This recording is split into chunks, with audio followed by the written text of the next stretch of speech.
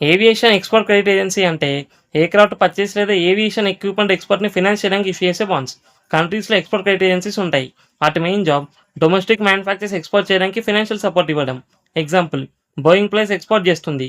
Foreign airline plane కొనాలి అనుకుంటుంది. Money ఎక్కువ అవుతుంది.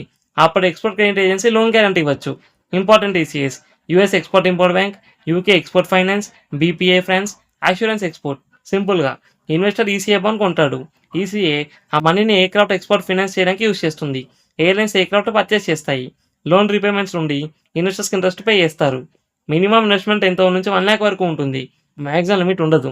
Individual investors, banks, mutual funds, institutional investors millions invest చేయొచ్చు. Duration medium to long term. Example maturities 5 years, 7 years, 10 years, 12 years, 15 years. Interest rate 4-7% per year ఉంటుంది. Interest payments yearly లేదా half yearly ఉంటుంది. ఎక్కడ కొనాలి? International bond markets like London లేదా New York stock exchange. Global brokers India నుండి foreign bonds కొనడానికి interactive brokers లేదా Charles సీవెబ్.